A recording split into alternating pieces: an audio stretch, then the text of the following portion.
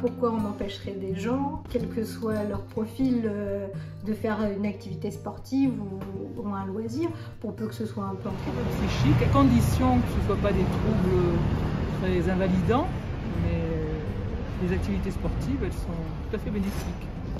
Bah, je pense que moi c'est faux parce que ça peut leur faire du bien mentalement, quoi, voir d'autres personnes, faire des activités sportives, tout quoi, se mélanger aux autres quoi. Tout le monde est pareil, enfin pour moi quoi.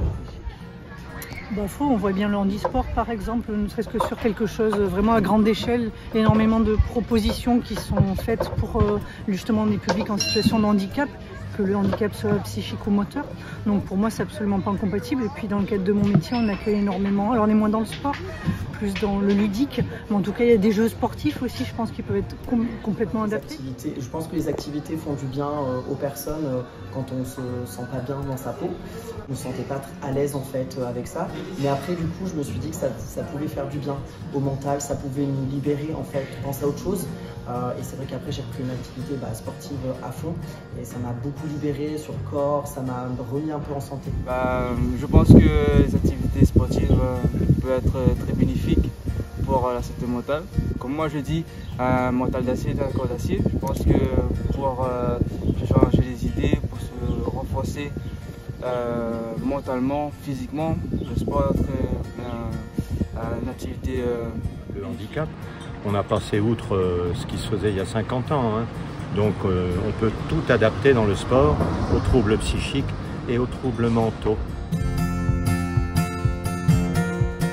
Alors quand on pense à la notion de loisir dans la société, ça nous ramène à la question du plaisir et de l'épanouissement personnel. Pour moi, la question des loisirs peut vraiment être un vecteur d'inclusion sociale au sens large. Bon, là, on parle de possibilité de créer du lien social, être en lien avec ses pairs, travailler sur l'estime de soi aussi, se réassurer, se remobiliser son corps, le mettre en jeu.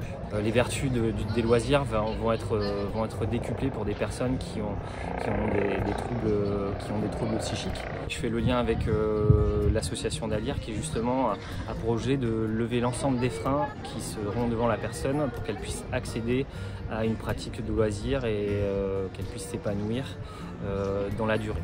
Aujourd'hui, il existe des loisirs qui vont s'adapter à la personne pour pouvoir l'accompagner dans sa démarche et qu'elle puisse à terme être autonome et libre de pratiquer comme tout à chacun.